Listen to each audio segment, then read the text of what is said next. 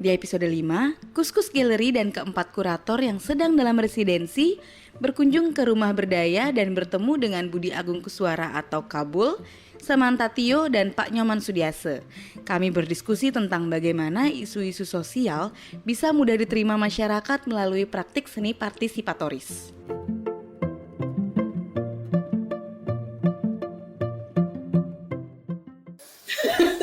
Rumah Berdaya ini apa sebenarnya?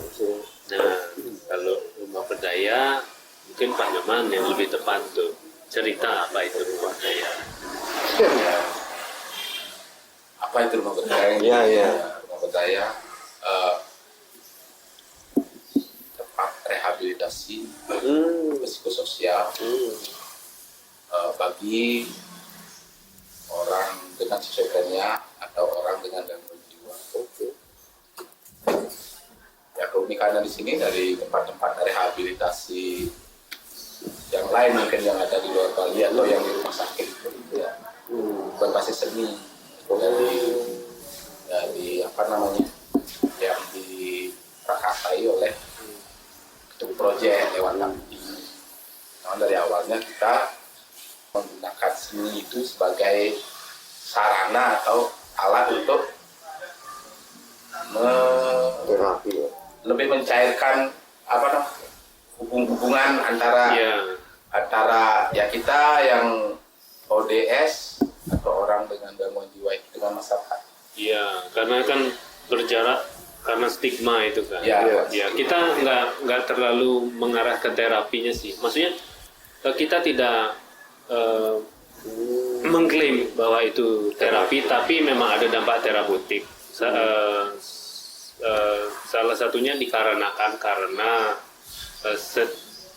kita belum ada praktisi profesional di bidang art terapi gitu.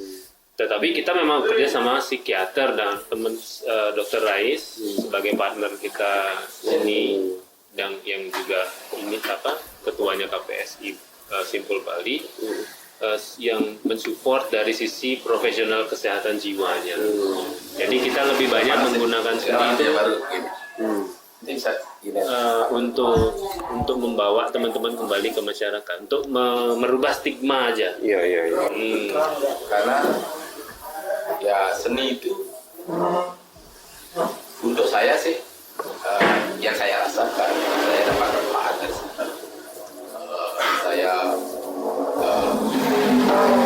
Saya mengenal seni secara khusus, seni gambar kayak itu ya baru sekarang ini setelah saya gabung di Rumah Berdaya dan ketemu dengan Pak Budi. Ya sebelumnya sih ya kita dapat pelajaran di SD, SMP kayak melukis itu kan sebenarnya ada karena kita harus mengikuti itu kan. Di sini ya saya diberikan ruang, dikasih masukan oleh Pak Budi. Terbukti saya bisa pameran tunggal ini kasih bantuan Pak Budi. Dan beberapa karya saya ada juga yang mengapresiasi membeli itu ya berdampak pada rasa percaya diri saya. Dan terus terang aja saya juga selain ya dari itu saya mempunyai rasa harga diri yang berlebihannya gimana ya. Saya artinya tidak merasa rendah diri saja, artinya saya bisa berkarya, orang mengapresiasi. Dan selain itu ya tempat ini juga melatih saya untuk ya seperti bicara seperti sekarang ini.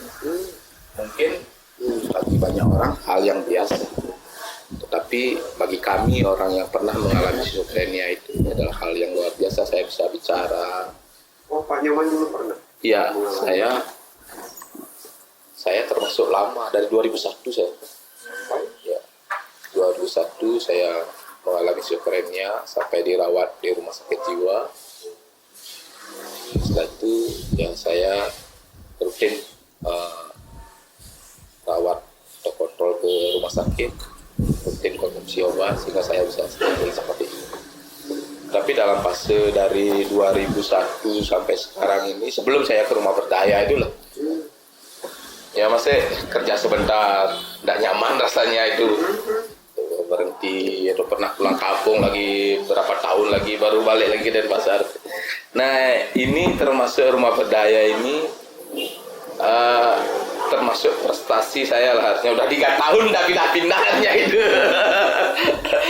Karena kadang apa namanya, ada hal kecil sekali yang nyandak berkenan di hati kita, pasti keluar dah itu, tak nyaman dengan lingkungan keluar. Dan ya itu saya bekerja seperti itu ya dari muda ibaratnya. Perasaan tidak ada tantangan kaya sekali, padahal kalau dikasih tantangan juga gini. Kalau udah menonton kayak itu udah ada tantangan.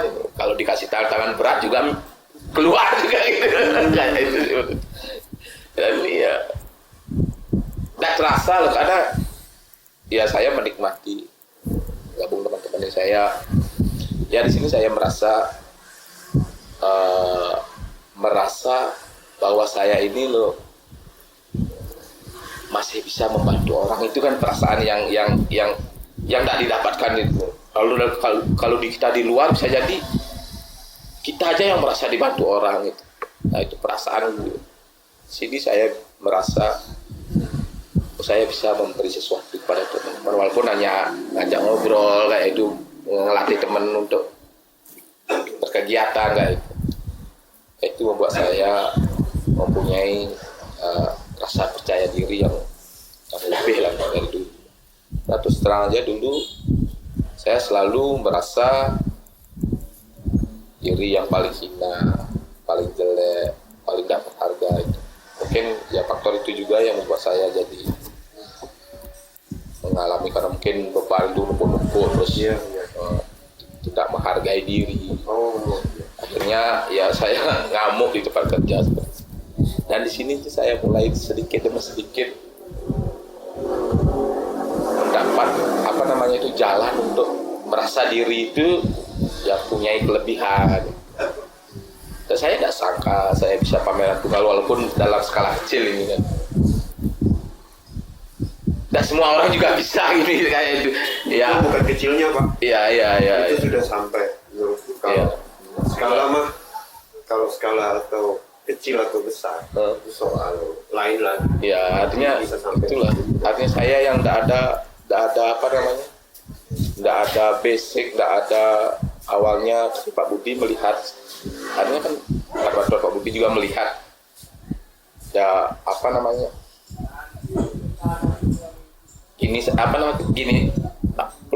Kemampuan saya, mungkin Pak Budi melihatnya, dia mendorong, memberikan motivasi, memberikan masukan. Oh gini loh, Paman gini karakternya cocok dari berapa kegiatan. Kami punya kegiatan namanya grup art expression. Ya itu yang digagas dari Pak Budi sama psikiater ya. Kalau di dalam ilmu keperawatan itu namanya terapi aktivitas kelompok. Sebelum kita mengenal terapi, artinya setelah ada mahasiswa sini, baru kita tahu oh ternyata ada kegiatan yang hampir mirip yang namanya terapi aktivitas kelompok.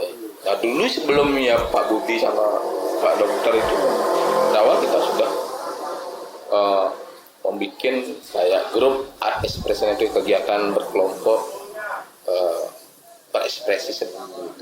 Ya dengan melukis awal-awalnya, dengan berkegiatan menulis apapun yang biasanya ya dikasih tema. Nah, itu dari Pak Budi atau dari teman-teman yang lain. Nah dari kegiatan grup art expression itulah Pak Budi melihat saya ya mungkin ada sedikit bakat gitu ya. Artinya beliau yang terus membimbing saya sampai akhirnya ya setelah 3 tahun saya bisa berpameran. Ada teman-teman juga yang ada seperti Gus Moyo, ada juga yang punya, bahkan Gus Moyo itu kan pernah diikutkan oleh ketemu di Galeri Nasional, ada itu festival bebas batas, ketemu yang memfasilitasi mendaftarkan atau dan lolos. Terus saya waktu itu tidak lolos. Terus Moyo yang lolos.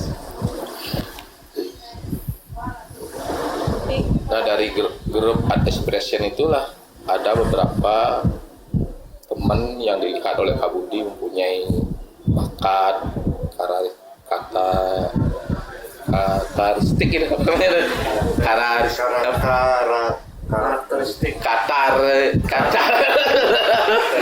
karakteristik ya seperti Hindu itu. Nah itu ada berapa, belum seperti kami sablon itu dulu bikin desain sablon itu kan ya, seperti itu ya. Nah, itulah yang salah satu fungsi seninya yang ada di rumah berdaya itu, termasuk juga beberapa kali sering bahkan kita melakukan intervensi publik ya, intervensi publik. Ya mungkin Pak Budi bisa menjelaskan intervensi publik itu. Kita mendesain beberapa kegiatan di ruang publik seperti di taman kota, di tempat-tempat event-event publik, ada festival apa misalkan gitu. Kita mendesain kegiatan yang intinya di kegiatan itu partisipan publik ini berpasangan dengan teman-teman dari komunitas ini. Tetapi sebelumnya memang kita tidak menceritakan secara detail apa itu rumah berdaya.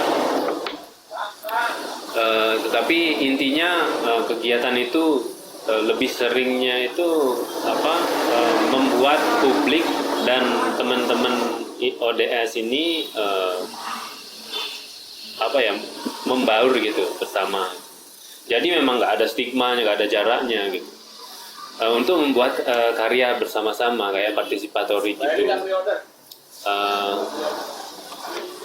Biasanya setelah akhir sesi, di situ baru titik baliknya, karena di situ akan kita sampaikan bahwa teman-teman ini adalah teman-teman dari komunitas rumah budaya yang terdiri dari teman-teman dengan gangguan jiwa, skizofrenia kayak gitu. Dan biasanya di situ obrolannya atau rasa ingin tahu partisipan ini baru muncul di situ. Pertama, ketika setelah mereka mendapatkan pengalaman yang tadi, berinteraksi yang biasa saja gitu. Kemudian di sini mulai ada gejolak nih. Wah, biasanya kan gangguan jiwa itu kan, tapi tadi kok nggak gini ya. Itu kan hadir di dalam udah prosesnya udah di situ, dan memang kita mendesain pengalaman itu. Dan biasanya diakhiri dengan teman-teman yang memberikan psikoedukasi kepada partisipan. Jadi memang bukan, apalagi saya gitu, saya kan nggak ada latar belakangnya. Kalau saya memberikan pemahaman kayak gitu kan nggak nyambung gitu. Kalau teman-teman sendiri kan ya mereka yang melalui itu, berdampingan kehidupannya dengan kondisi itu, ya itulah yang tepat. Itu membuktikan ini ya, pembuktian dari itu. Maksudnya kalau sebelum ada level-level, sebenarnya bisa nyantai. Yeah. Nanti pas dikasih tahu, wah, kaget kan? Ternyata nggak ada sebenarnya. Yeah. Rasanya begitu. Ya, satu Nih Gus Moyun. Ya. Saya Jimpe dari Makassar. Oh, dari Makassar? Iya. Ya. Saya dari Bali. ya tahu lah dari Bali ini. Ini Mas Cipe, ini Mbak Agni dari Jogja. Dari Jogja. Aku sebenarnya juga tertarik dengan cerita awal-awalnya yang bikin ini tuh ceritanya gimana, seperti apa. Kalau awal-awalnya Apa yang mendorong? saya sendiri sih awalnya itu ketemu dengan psikiater Dr. Rai, dan sebelumnya kan kalau saya sendiri punya praktek seni partisipatoris kan memang, dan berbasis komunitas biasanya. Dan waktu kita ngobrol sama setelah itu ada satu NGO nih datang, nah, ketemu project. Jadi mereka punya rencana program yang namanya Mabestikan. Mabestikan itu bahasa Bali, kalau di bahasa Indonesia kan artinya menyatu gitu. Nah, yang ingin disatukan ini adalah aktivis dan seniman untuk bersama-sama menggarap satu proyek gitu. Nah, disitulah kita mengeksplor proyek-proyek apa yang mungkin. Dan pada akhirnya, karena saya sudah pernah bertemu dengan Dr. Rai, dan pada saat itu ada kesempatan untuk bertemu lagi, dan akhirnya sharing tentang hal ini. Terus baru di situ Dr. Rai kebetulan punya kegiatan mengumpulkan teman-teman pasiennya ini untuk 1 kali seminggu gitu ya, kayak sosialisasi lah, ngobrol-ngobrol gitu. Nah, terus saya ikut di satu sesi itu. Dan di situ waktu itu saya lihat ada yang satu main gitar ya, main gitar, dan sambil dia menceritakan tentang persiapan dia untuk ujian ya waktu itu, ujian skripsi. Nah, dan beberapa teman-teman lagi pada saat itu juga ngobrol-ngobrol, dan obrolannya itu menurut saya menarik gitu. Terus menindaklanjuti dari situ, saya lakukan observasi langsung ke rumah-rumah teman-teman ini, dan disitulah saya menemukan hal-hal yang menurut saya unik gitu ya. Jadi saya selalu bawa kertas sama alat tulis tuh. Obrolan kita pertama ya seperti itu gitu. Dan disitulah muncul banyak gambar. Artinya saya juga bisa mengenal mereka itu dari gambar itu, dan sangat efektif sekali gitu. Nah, karena ada potensi artistik itu gitu, lagian juga kalau pokoknya unik deh pengalamannya. Kalau kita sering berpikiran tentang thinking out of the box itu, nah kalau teman-teman ini boxnya nggak ada gitu, jadi nggak usah ngasih effort untuk out of the box karena memang nggak ada boxnya gitu. Nah ini dah buat saya, wah ini potensi ini gitu, potensi. Dari situlah terus saya approach lagi ke Dr. Rai untuk kegiatan itu. Kita libatkan kegiatan seni dan kreatifnya, dan akhirnya semenjak itu kegiatannya pindah ke di studio ketemu. Itu sekitar 6 bulan rutin, 1 minggu sekali. Dan program-program di awal itu ya memang kita dari semua ya, kita merancang semua. Termasuk yang pertama, karena tantangannya itu selain stigma itu produktivitas. Karena teman-teman ini dampak dari stigma itu salah satunya adalah tidak adanya peluang kerja teman-teman. Nah, terus pertama ada potensi artistik tuh, salah satunya sangat suka menggambar, doodling gitu. Terus dari situ kita pikir,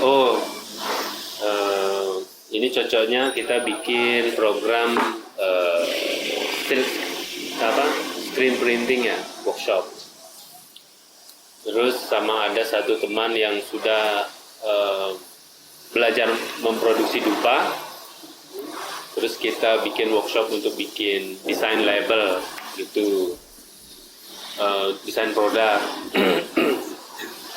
Dan selalu setiap kegiatan itu diawali dengan 2 hal ini, yang sampai akhirnya ini bisa mensupport program itu. Pertama itu sudah aman nih, settle nih. Terus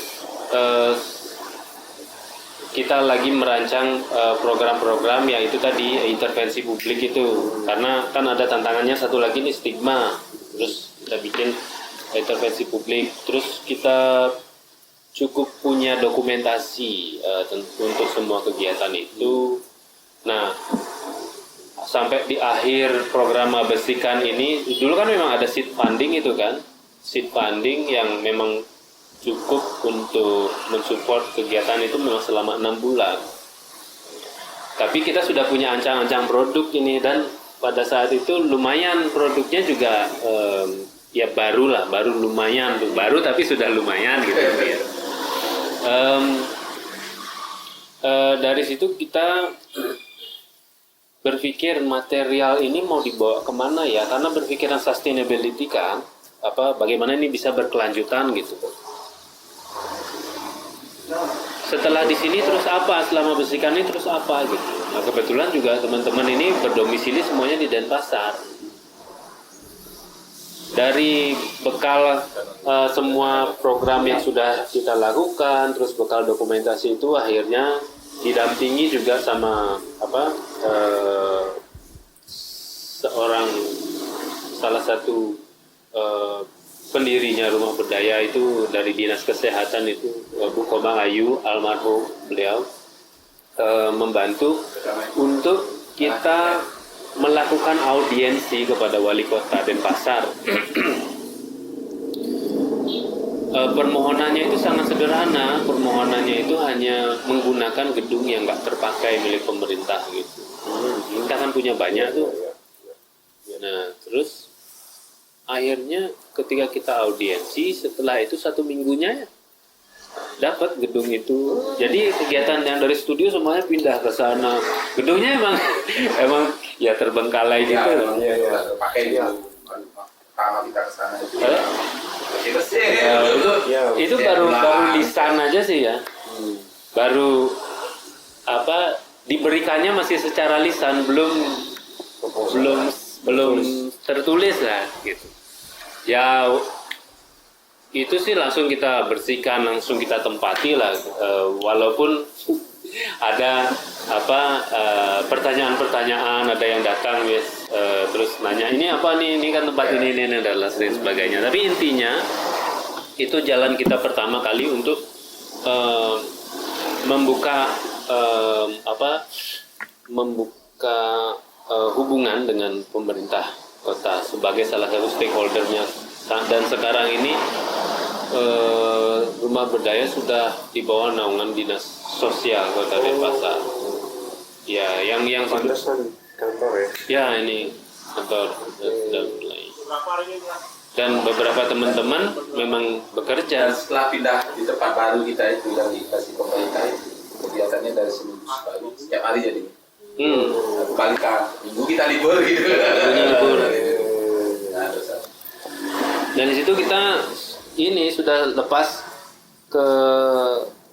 kepada teman-teman untuk mengelola, karena memang kita selalu berbasis proses sih prakteknya. Dalam setiap proses itu kita lihat seperti ini ya, itu yang dijalankan. Seperti Pak Nyoman memang punya inisiatif untuk mengkoordinasi apapun kegiatannya waktu itu ya dipercaya sebagai koordinator pada waktu itu. Dan sekarang ada 4 orang dari teman kita ini ya artinya jadi pegawai kontrak lah di bawah pemerintah kota ya, di bawah pemerintah kota untuk mengelola Rumah Berdaya. Jadi memang ya mereka semua sih yang melakukannya secara mandiri sekarang gitu. Sekarang kalau yang dari awal ya, dari pertama itu ada sekitar 30-an Pak ya. Tapi yang aktif sering datang setiap hari itu 20-an. Dan semuanya memang kalau dikatakan tempat ngumpul gitu ya, paling lebih cocoknya tempat nongkrong sih, karena tidak berbayar gitu. Kita memang tidak ada memungut biaya, kecuali ada keluarga yang ya maksudnya ingin menyumbang gitu baru. Tapi ya kayak makan siang gitu memang free, kita memang sediakan. Tapi ya dari hasil kerja gitu Tapi memang. menunya sederhana. Tapi kan maksudnya kalau beli bahan makanan itu kan itu dari sumbangan. Ya dari hasil penjualan produk-produk itu. Awalnya dulu Ya. gitu emang dari ya ada yang bakmi kayak itu ya. Ya. mulailah setelah 6 bulan itu ya, 6 bulan kita emang murni.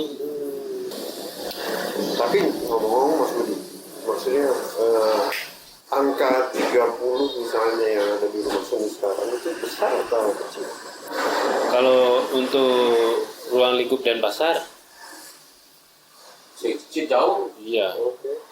Jadi pasar itu datanya sih kali 500 ya. Kenapa banyak begitu? Maksudnya Ya memang kenyataannya seperti itu.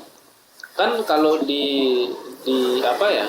Kalau lihat grafiknya 1/1000 ya. Iya, ya. 1/1000 orang memiliki. Nggak tahu sekarang. Mungkin bisa 2/1000. Ya, Itu dari settingnya. ya. Kayaknya itu di faktor Denpasar apa? ini Sosial, maksudnya Oh ya, semacam kalau kasusnya misalnya apa gitu? Realnya. katakanlah kalau yang itu 1/1000 itu kan gangguan jiwa berat kan ya. Gangguan skizofrenia kan termasuk di gangguan jiwa berat. Ya kalau faktornya itu biasanya dia multifaktor gitu, nggak ada single faktor tunggal gitu, tidak ada. Yang ada kemungkinan besarnya juga dari genetika juga ada. Begini. Ya, terus faktor-faktor eksternal lainnya seperti apa? Penyalahgunaan narkotika juga ada. sekarang kalau itu bullying itu Ya, lebih ya. Tapi memang dia tidak satu sih. Pemicu yang yang lain-lainnya menjadi pemicu-pemicunya gitu. Termasuk bully itu tadi atau ya bisa jadi lah, banyak lah faktornya. orang skripsi kan banyak orang-orang yang pas skripsi. Iya. Dan Aku punya teman juga dia Kanannya. sampai depresi nulis tesis. Dia datang ke psikiater, emang terus nggak bisa fokus. Jadi dia di depan laptop, dia ngeliat lalat, fokusnya ke lalat yang terbang gitu. Terus kayak dia di dunia sendiri.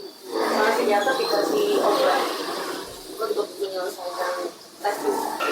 Kan ada tuh yang beberapa kasus misalnya kita lihat di TV kan di Maxul atau segala macam. Itu kan mungkin ya karena orang-orang di kampung, misalnya di Jawa nih, atau ya, di kampung saya sendiri misalnya, mereka misalnya nggak kenal namanya obat-obatan, minuman keras. Itu faktornya berarti lebih ke keluarga. lebih ke keluarga dan juga cara menyelesaikan masalah, pemahaman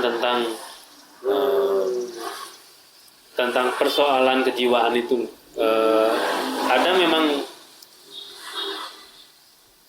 situasi di mana pemahaman masyarakat itu tidak sama dengan pemahaman praktisi kesehatan, asimetrik gitulah di masyarakat. Dan kalau secara tradisional sih biasanya itu dikaitkan dengan hal-hal yang berhubungan dengan mistis atau gaib lah ya, ilmu hitam gitu. Ada sih upaya-upayanya, tapi lebih masuknya ke arah situ gitu penyelesaiannya.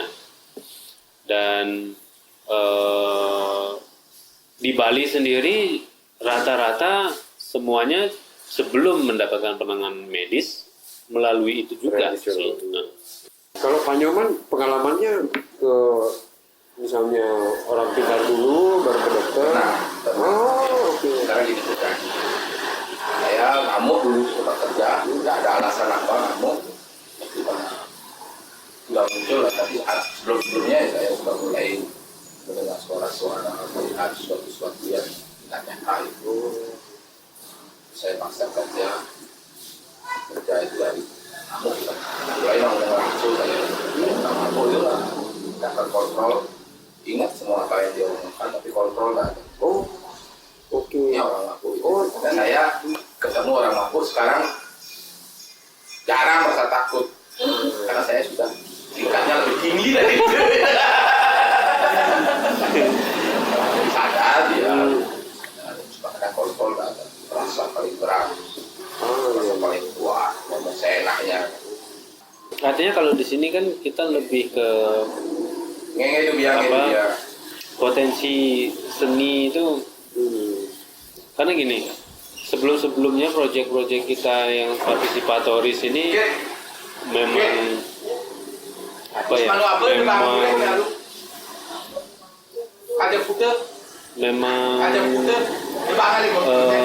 melibatkan keterlibatan sosial masyarakat gitu juga iya, tetapi kita akhirnya itu nggak punya alat ukur seberapa berhasil sih. Nah, biasanya alat ukurnya ini kan berbeda-beda, tergantung apa ya, kebutuhan. Misalkan dari sisi ekonominya, misalkan apakah itu memberikan jawaban secara ekonomi karena terhadap proyek itu, apakah proyek itu selain dari sisi seninya juga menjawab isu-isu yang lain. Dari sana kita mencoba mengevaluasi nih proyek yang pernah kita buat tuh, dan akhirnya setelah kita terapkan seperti ini hasilnya kayak gitu. Dan sebenarnya apa yang kita lakukan itu memang sangat membuka partisipasi publik seluas-luasnya gitu. Sampai-sampai kalau kita lihat rumah berdaya itu atau schizophrenic art movement sih namanya di awalnya itu, kita memang tidak terlalu meletakkan identitas personal kita di situ gitu, lebih ke movementnya itu gitu, karena siapapun bisa terlibat dan siapapun bisa menjadi bagian darinya gitu. Karena itu kita lebih banyak mendapat support kayak pelatihan. Jadi orang mau terlibat itu nggak harus atau memiliki kepedulian sosial gitulah, yang kita setting itu. Orang yang mau memiliki kepedulian sosial tidak harus punya duit yang banyak gitu. Punya pengetahuan pun bisa di-share kayak gitu. Punya skill, dan kita justru banyak dapat kayak gitu. Minyak kelapa ya itu kita dari masyarakat dan macam minyak kelapa, biji coconut oil juga ada di situ. Termasuk belajar bikin kopi. Ya, bikin kopi. Iya. Gitu. Dari masyarakat. Diberikan pelatihan, akhirnya bisa memproduksi, ya kita benefitnya dapat dari situ. Samping juga ya kita belajar juga dari YouTube ya, tutorial. Dulu pernah kita bikin gelas. Ya, kebetulan saya punya adik yang belajar psikologi dan dia punya semacam bikin kantor konsultasi kecil-kecilan lah ya. Tapi emang yang banyak kemudian dibimbing, dipandu itu malah anak muda umur 20 tahunan gitu. Banyak mereka yang mengalami manic depression. Ya, sebenarnya ini juga kan itu. Di usia produktif yang terkena, jarang anak kecil, jarang orang tua juga. Tapi orang tua itu biasanya kan memang semua kan ibunya udah menurun kan, sudah tidur orang tua itu biasanya, tapi tidak gangguan schizophrenia. Dulu dia juga bilang kalau BPJS sempat menyediakan fasilitas untuk kesehatan jiwa, cuma kemudian beberapa tahun yang lalu dihapus dari fasilitas BPJS. Tapi ya sekarang memang obat-obatan untuk gangguan jiwa itu ada berapa yang memang tidak sih. Kebanyakan dari gangguan sekarang. Termasuk kalau di Denpasar ini malah selangkah lebih maju dari kota-kota lain, khususnya di Bali, mungkin di Indonesia, karena di Denpasar ini di puskesmas sudah disiapkan juga obat-obat jiwa. Jadinya kan orang-orang gampang akses obat ke puskesmas, nggak perlu ke rumah sakit Jiwa Bang ke rumah sakit yang jauh-jauh kan. Biasanya kan puskesmas itu kan ada di sekitaran wilayah kecamatan. Di sini sudah mulai ya di Denpasar ya. Kalau di kampung saya di Buleleng. Oh, Bapak dari Buleleng? Ya, saya dari Buleleng. Oh, harus ke Bangli. Apalagi sekarang kalau musim hujan dari kampung udah ada hujan katanya. Ke Bangli itu harus naik mobil lah juga ada hujan dan itu ya cukup nggak uang 500 nya untuk transport aja. Bawa mobil lagi ya, aku memang keluarganya punya mobil. Ya udah nyewa itu 500-an. Belum lagi obat yang nggak ditanggung kan itu. Nah itu kadang menyebabkan tingkat kekumakan. Karena kadang keluarga tidak ada yang mau ngantar, tidak ada berobat. Sebulan aja tidak berobat. Itu cuma lagi relax lagi. Pak, tadi dilanjutin ceritanya, boleh nggak? Oh yang tadi itu. Nah, saya nggak mau di tempat kerja. Terus saya diamankan oleh security. Karena saya nggak mau tidak jelas itu. Saya waktu itu kerja di sebuah kontraktor yang pas garap villa, garap hotel di Bukit. Itu tahun berapa? Hah? Tahun berapa? Itu tahun 2001 lah ya. 2001. Saya nggak mau lagi kerja sampai saya ludahin ownernya orang Perancis, yang cowok, yang cewek orang Jepang. Ya ludahin, saya ngomong kata kasar lah waktu itu. Apa yang ada di pikiran saya keluarkan.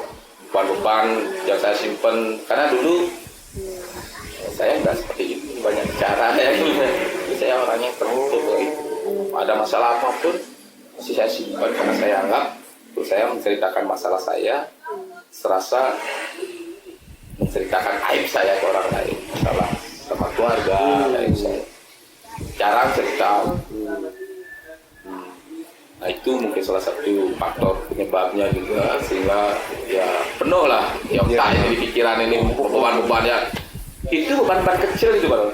Jarang orang yang ini juga ini ya, penelitian jarang kejadian yang besar kan mungkin orang sesuka ini malah kecil-kecil tapi numpuk bertahun-tahun ya kecil-kecil itu disimpan. Kita berharap atau beranggapan bahwa nanti juga hilang, selesai masalahnya biasa. Tapi kan kalau tidak keluar itu nyimpan di bawah. Itu keluar semua. Saya karena menghancurkan barang lah di kantor itu saya diikat sama dibawa ke rumah sakit Sanglah waktu itu. Setelah dirawat per hari tenang, saya boleh pulang. Saya diajak pulang kampung di Buleleng. Nah, di sana itu saya mendapatkan terapi tradisional lah bilang, terapi alternatif. Mulai ke dukun. Kalau di sini itu namanya Balian. Hanya hampir tiap hari loh. Ya, mobil, ngajak keluarga. Tidak ada perbaikan, malah semakin memburuk. Saya sampai telanjang keliling kampung itu loh. Tapi ya, sekarang saya bisa cerita itu waktu itu. Dan orang, saya lihat orang tuh kalau saya jalan di kampung di jalan-jalan itu menjauh orang itu. Tahu, ingat. Ingat Pak ya. Makanya gitu saya sering garis bawahi ini. Dulu kan ada bahwa orang yang seperti saya ini dibilang sakit lupa ingatan kan itu. Iya. Nah itu tidak ada sama sekali. Saya ingat semua. Cuma kadang orang kita tidak bereaksi seperti biasa ini. Dengar orang manggil tapi kadang kita fokus ke hal lain. Ngomong orang lain apa, kita jawabnya apa. Ya. Mulai saya melihat ada sesuatu rasa takut kayak itu yang berlebihan, sesuatu yang tidak ada gitu, rasa takut jelas. Ya karena saya sudah mulai tidak terkontrol lagi dan keluarga tidak bisa juga menangani, akhirnya saya dipaksa dibawa ke rumah sakit Jiwa Bangli. Di sana saya dirawat seminggu dan tenang. Mulai saya balik lagi dan saya beri paksa. Dan Dan ini ternyata titik baliknya ini. Waktu 2001 itu belum ada BPJS, belum ada apa, kita bayar sendiri umum lah itu. Nah itu ternyata masalahnya tidak diselesai, saya sudah agak stabil lagi, tidak muncul masalah baru. Keluarga kan harus jalan, saya kebetulan sudah berkeluarga waktu itu punya seorang putri. Istri kerja sendiri, saya udah nganggur juga, belum beli obat ya bulan. Ya. Nah, saya muncul masalah baru lagi, istri dapat tekanan kayak gitu. Mulai dari istri ngomel-ngomel kayak gitu. Karena saya merasa tidak nyaman di rumah, setiap ketemu istri kan saya kan apa ya, kayak inisiatif tidak ada dah itu. Aja gini. Gelisah itu gitu. Sini sebentar, sini sebentar. Di sana muncul masalah baru, tekanan ekonomi, istri mulai gitu. Istri ngomel-ngomel. Karena ngomel-ngomel itu saya merasa senang, saya harus kerja ini, itu begini saya harus kerja, harus keluar rumah ini kerja, tidak dengar omelan istri. Nah sekarang baru saya di rumah Badaya ini tahu ternyata saya keluar itu ternyata itu ya terapi juga. Walaupun saya di lingkungan saya kerja jari itu, ya di lingkungan saya kerja itu ya dapat stigma juga, dikatakan gila. Tapi saya bisa melewati itu. Saya terus berubah, artinya mulai tidak berkurang. Saya artinya kerja untuk beli obat, jadi tidak mau bani istri lah lagi itu. Mulai saya stabil. Tapi itulah seperti yang saya ceritakan tadi itu. 6 bulan udah pergi lagi, Siti lagi kerja lagi gitu. Kadang di rumah saya diam dulu itu, tidak ketemu istri. Kalau tidak kerja sama istri pasti istri ngomel. Saya ke kampung diam itu ya Pak, itu kan bebas sendiri di sana. Seperti itu. Yang saya kerja lagi sini pernah jual gas keliling itu, bawa tabung-tabung itu. Tapi akhirnya ya saya ketemu Pak Budi, ketemu Dr. Raing di Badaya ini. Ya saya dipercaya mengini teman-teman, ngurusi teman-teman itu. Kayaknya di sana saya mulai muncul rasa percaya diri saya, mulai saya bisa menghargai diri saya. Kayak ngomong ini kan saya proses juga latihan, saya diajak testimoni di kampus-kampus sama Pak Dokter. Ya belajar sedikit-sedikit, mulai dah tidak grogi yang itu yang awalnya kalau saya di depan umum bicara itu ya tak ingat kata-kata apa, kayak gemeter itu lah mulai awal-awalnya itu. Ya itu proses latihan saya banyak dapat ilmu. Jadi gini, makanya saya di sini sering saya gini, bahwa saya tidak membantu teman-teman, saya dibantu oleh teman-teman untuk mempunyai rasa percaya diri. Dan itu yang membuat saya jadinya kalau kesini itu tidak ada beban, karena saya merasa dibantu di sini. Saya mendapat apa namanya dia? Ya mendapat sesuatu di sini, bukan saya memberikan sesuatu. Jadinya kan tidak ada beban, ada sampai malam sini berkarya ngelukis. Karena kalau siang-siang ini kan banyak tamu, ngurusin teman, tidak dapat berkegiatan itu. Ini tidak dapat berkarya, malam-malam saya berkarya. Itu ya karena saya senang aja sih sekarang. Artinya tidak ada beban. Tapi syukur juga pada waktu saya pertama umat saya langsung dibawa ke rumah sakit.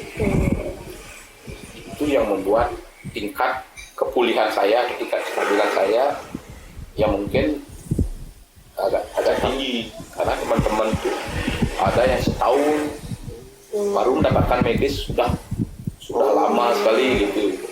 Saya kan saya baru ngamuk itu sudah dibawa ke rumah sakit Sanglah gitu. Artinya cepat saya mendapat penanganan medis, karena seperti yang sampaikan Pak Budi tadi, kalau kita biasa-biasa aja di rumah kayak gitu kan, diam mengurung diri, dianggap memang wataknya itu, padahal itu ada bisa jadi sebuah gejala itu daripada sakit schizophrenia itu. Ya memang dia dasarnya pendiam, dia tidak keluar gitu kan. Itu kan artinya sudah dia mulai ada gejala tapi dibiarkan karena dianggap biasa. Atau itulah dibawa ke alternatif kebalian itu. Kalau Pak Nyoman Tahun udah semakin parah, dia udah mulai ngamuk-ngamuk, hancurin rumah, baru dibawa ke rumah sakit. iya, itu yang saya mau tanyakan Pak Nyoman. Ada perbedaan antara orang yang cepat ditangani rumah sakit sama yang lambat? Ya, yang cepat tingkat pemulihannya pasti lebih tinggi. Nah ini sih ini penelitian nih, bahkan di luar negeri itu kan seminggu orang udah dibawa ke medis. Kalau di Indonesia rata-rata 6 bulan sampai setahun baru. Karena itu mendapatkan atau Ya selama 6 bulan sampai setahun itu belum ada dipasungnya karena keluarga kan nggak tahu nih bagaimana caranya. Iya. Lebih banyak tidak tahu menanganinya. Ya karena tidak tahu itu daripada dia berkeliaran, daripada dia di dapat masalah di luar gitu, mungkin ya dia dikurung aja gitu. Atau mungkin sudut pandang masyarakat itu kan, dari dia biasa sekolah rajin, sekolah tahu malas sekolah. Ayo Gus. Bisa jadi ya biasanya di masyarakat kita itu yang pada ya agak belum terbuka lah wawasannya. Kadang kan ini ada orang yang ngiri dengan keluarga kita ini guna-guna kayak ini. Jadinya kesana dulu pengobatannya, carilah orang-orang pintar semua, tapi tidak ada perubahan. Nah itu ya pasti ada gini. Karena seperti gini, karena kalau sudah lama terkena schizophrenia, tidak mendapatkan perawatan yang tepat, otak itu kadang-kadang mengecil gitu. Dan kalau sudah mengecil itu ada beberapa teman yang seperti itu penelitian si dokter yang bilang kayak mengecil lah kan ya. Akhirnya kan sudah nggak normal lagi. Betul. Benar. Saya mau bawa ini buat teman. Dia baru cerita ibunya ada gejala itu. Apalagi kalau, nah ini saya di grup sih ya ada grup KPSI itu. Kalau di luar Bali itu kan biasanya yang Muslim itu kan di Rukyah kayak itu. Iya. Rukyah itu. Tapi Padahal saya tak pernah di lihat. Wangi padahal nggak ada. Iya. Karena selainnya emang dopamin kita itu tinggi. Dan itu harus butuh obat untuk menghancurkan dopamin. Kayak diabetes. Diabetes itu kan insulin kita yang kekurangan, harus kita minum. Dan itu tidak berefek pada organ tubuh lain karena memang tubuh kita membutuhkan saat itu. Beda dengan orang yang penyalahgunaan obat yang tidak dibutuhkan tubuhnya, dia minum, dia masukkan saat yang tidak dibutuhkan tubuh kan masih ada efeknya.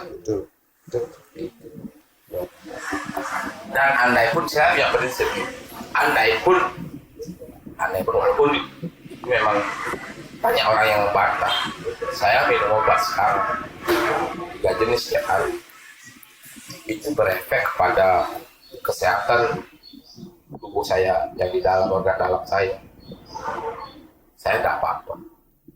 Karena saya walaupun umpamanya itu menyebabkan umur saya lebih pendek, tapi umur pendek saya itu bermanfaat. Umur saya daripada saya umur panjang tapi gelandang di jalan itu tidak ada gunanya. Itu prinsip saya. Makanya saya tetap banyak saya tak 1 orang, tak 2 orang yang kamu kok minum obat terus organ dalammu bisa rusak, hatimu bisa rusak, ginjalmu bisa rusak. Saya punya prinsip. Makanya ya syukur dari 2001 itu saya tidak pernah lagi masuk rumah sakit. Karena ada beberapa teman sampai 15 kali masuk rumah sakit. Saya punya prinsip sepertinya, walaupun saya tetap konsumsi obat, tapi saya bisa bisa tertawa bersama, bisa merasakan. Karena terus terang aja, kalau pas ngalami itu, orang bahagia masa sedih. Orang ngomongnya sedih, kita ketawa sendiri, ya itu gak nyambung. Kalau gitu ya kita ketawa bersama, ngobrol bersama itu. Ada yang nyambung loh. Kalau itu ya kan nyeleneh sendiri lah itu. Diajak ngobrol nggak nyaut, tahu ngomong sendiri, ya itu sendiri, sibuk ngomong. Pada orang bersedih kita ketawa sendiri.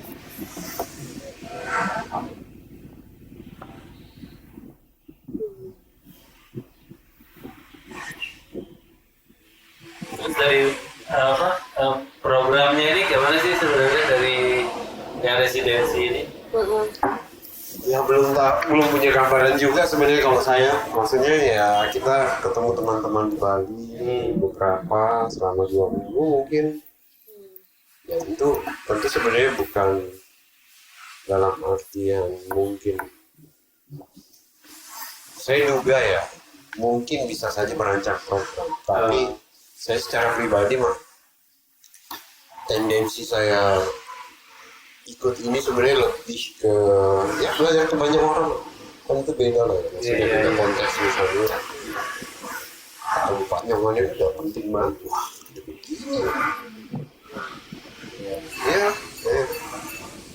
Ya nantinya ada harapan kita sharing apa yang kita temukan selama ketemu sama teman-teman gitu. Tapi motivasi akhirnya sama kayak Jim tadi, mau datang dengan nol, mau belajar, mendengar, dapat inspirasi. Makassar Biennale itu yang pertama ya? Kemarin ini. Apa yang kedua ya? Yang kemarin ketiga. Oh ketiga ya? Oh iya. Kalau saya tidak terlibat 2015, tahun 2017, 2019 Pak. Tahun 2017 saya makan, terus Citra ngobrol, ikut simposium. Oh Ya ini, tadi. ya Oh, iya. saya ada Bayar. Bayar kan tahun ini ke Jogja, Iya. sama Citra. Kalau sini Makassar Biennale manajemen, lebih ngurusin manajemen. Urusin lah. Itu sama kayak Jogja gitu, kayak yayasan gitu. Iya yayasan, tapi kami dalam kalau Makassar Biennale itu kayak pakai nama tok sebenarnya. Jadi meskipun nama saya ada di yayasan, tapi saya lebih pakai lembaga saya yang karena ini jadi semacam pihak ketiga lah, organisir manajemen lah segala macam, bahkan jaringan-jaringannya kita pakai buat hubungi teman-teman. Kalau jaringan Makassar Biennale mah Rumah Berdaya ini katanya sih satu-satunya baru ada di Bali, mungkin yang di Indonesia. Artinya ada yang sejenis seperti ini yang ada di Jakarta yang namanya WIL, dan informasi layanan sosial, tapi itu murni dari Departemen Sosial. Nah ini yang membedakan dari bawah. Ya. Ada komunitas seni, ada komunitas dari konsumen, KPSI itu berkolaborasi. Kalau ini juga tidak melibatkan ketemu, tidak melibatkan KPSI, yang paling biasa program pemerintah gitu. Kalau aja tidak ada kreasinya, seberapa anggaran ya segitu aja. Anggarannya cukup 1 kilo ya jalan 1 kilo aja. Nah, yang ini yang membedakan nanti subsidinya dari mana lah? Iya, yang membedakan ini kita anggaran 1 kilo dan kita sudah jalan 10 kilo. Ya, itu yang itu aja yang membedakan. Karena ya ada kreativitasnya itu ya.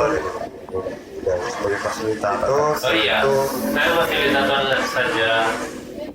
Dan sekarang kan ketemu project juga di kantor di sini kan, ya setidaknya mendampingi dulu. Oke, Mas Budi dari ketemu. Iya, mendampingi dulu nanti. Tapi kita pikir sih sekarang ini sudah mulai lebih apa ya, lebih utuh lagi lah Rumah Berdaya itu. eh, sudah banyak yang tahu, sudah banyak yang aware, terus secara operasional secara yang paling mendasar itu sudah autopilot gitu kan istilahnya. Terus beberapa yang tantangannya ini di seninya itu sih sekarang sebenarnya melahirkan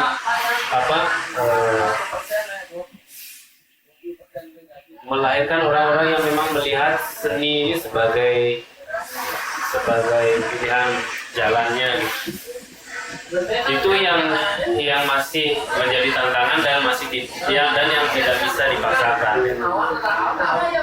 Jadi untuk saat ini baru Pak Nyoman aja yang dengan kesadaran penuh memilih jalan berkesenian gitu. Beberapa kalau kita berbicara potensi sih ya masih banyak yang berpotensi, tetapi belum punya pilihan jalan yang seperti itu gitu. Dan itu memang nggak bisa kita paksakan gitu. Walaupun ini sebenarnya gitu, tapi ya bagaimana lagi. Tapi kita sudah mulai bikin kolektif ya itu kan. Ya, Ya. kita coba sih kemarin inisiatifkan kolektif lah. Di kolektifnya terbuka, tidak hanya warga Rumah Berdaya, tapi mungkin siapa yang memang memiliki isu yang sama atau concern dengan isu yang sama bisa menjadi bagian dari sini untuk untuk lebih saling mensupport aja secara kebersamaan gitu. Itu sih. Jadi tahun ketiga ini saya rasa sudah cukup mandiri gitu. Rencananya tahun keempat besok ya kita sudah di luar Rumah Berdaya, jadi lebih mensupportnya dari luar aja. Cuman memang hanya berfokus kepada peluang-peluang di bidang seninya saja. Nah saya ingat dulu awal-awalnya Rumah Berdaya, ya Pak Budi di Rumah Berdaya tidak bisa bekerja kan. Pak Dokter juga setiap hari datang ke Rumah Berdaya Pak Budi gitu. Selama setahun lah kurang lebih itu sampai ya tidak bisa berkarya, tidak bisa kerja lain lah mengusir Rumah Berdaya. Ya sekarang syukurlah. Ya walaupun kita hilang lah jalan di tempat dulu ya, karena dulu kita sudah terlalu cepat berjalannya itu setahun dari kita ya, tapi tetap jalan. Tapi tetap saya kalau ada apa-apa ya minta pertimbangan dari Pak Budi, dari Pak Dokter Rai sekian berjalan. Sebenarnya persoalannya sekarang ini yang kita temuin itu bukan bagaimana pemerintah itu bisa bersinergi dengan komunitas, terutama dengan isu-isu disabilitas itu.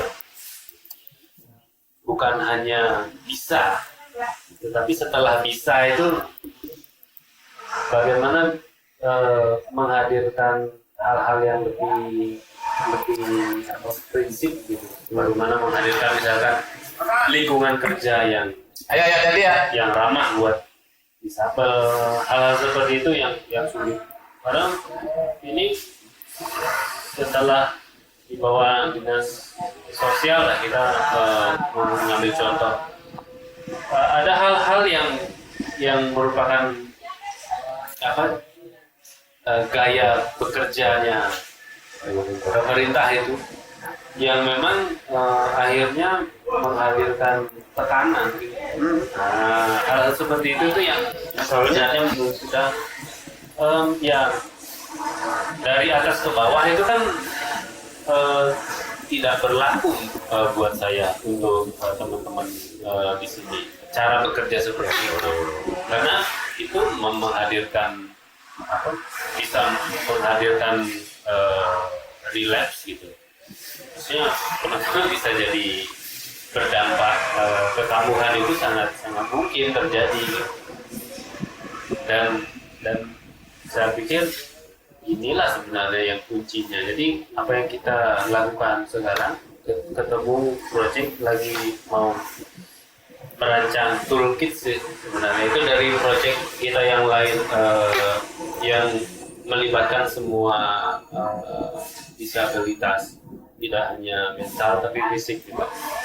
Kita lagi coba bikin toolkit bagaimana caranya menghadirkan lingkungan kerja yang ramah.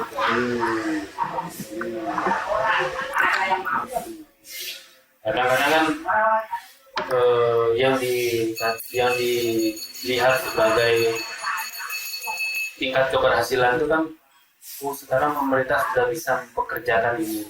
Tapi setelah mempekerjakan itu apakah ini nyaman bekerja sama gitu kan?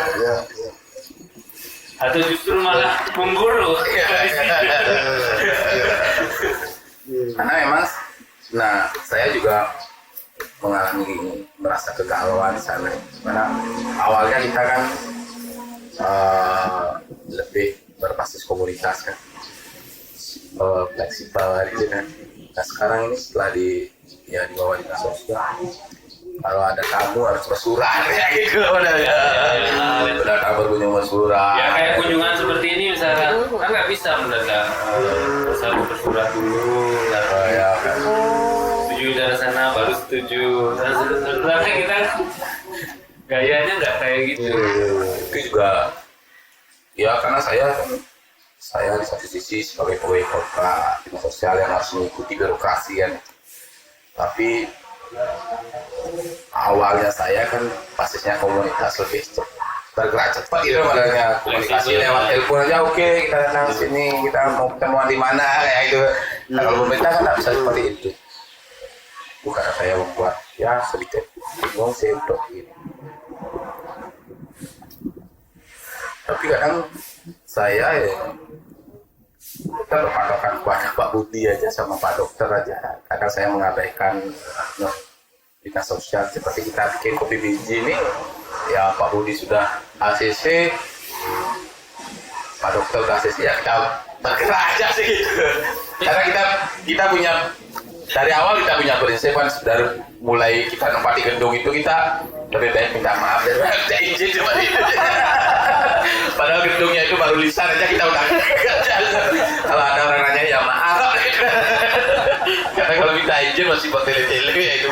Nah itu benar 6 bulan sesudahnya itu baru ada surat. Yang danani sekda kita dapat di gedung kan gitu ya. Kalau kita nunggu itu kan 6 bulan kita diam di mana. Ini satu ini apa Saraswati ya? Hah? Saraswati satu? Iya. Nggak ada. Mungkin tak. Ya, soalnya setiap Sabtu ada bicara jiwa di sini. Biji. Kopi biji ya kita ngopi, tapi ada jajan lakla, sirkas Bali, jajan lakla. Teman-teman ini lah. Kayak serabi ya? Ya. Ya, serabi tapi isi kelapa. Oh, pernah yang waktu kita ke Danes. Oh iya. Ada lakla. Kan dapat pelatihan kopi kan kemarin dari komunitas salah satu komunitas kopi di Denpasar. Terus juga mensupport seperangkat alat membuat kopi dan cara membuat kopinya. Terus akhirnya udah bikin buka setiap malam minggu. Bicara juga Orang bisa datang, bicara sharing, nanti kalau dokter berkenan hadir ya dapat masukan dari masalah sehari-hari, masalah sekolah, masalah acara, kita bisa sharing. Nah itu juga, nah kita juga latih teman-teman untuk mulai berani bicara di depan samping ya untuk masyarakat umum juga.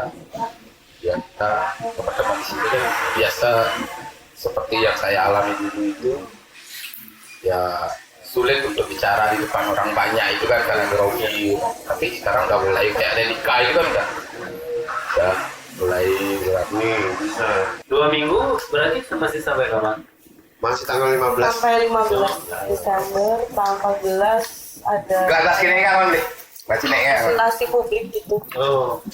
Dan sebenarnya saya juga tertarik sama tentang kesehatan mental gitu karena dengan semakin berkembangnya infrastruktur, tekanan ke manajer seni, pekerja seni itu kan semakin berat.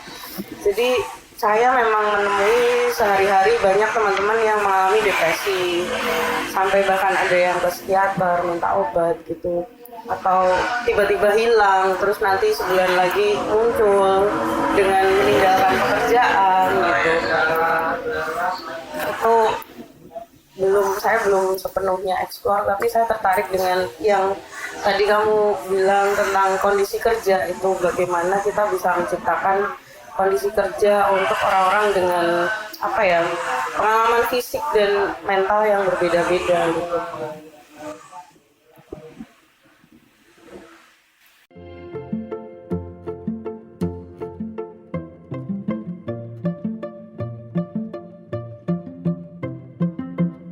Terima kasih sudah mendengarkan Kuskus Gallery Podcast.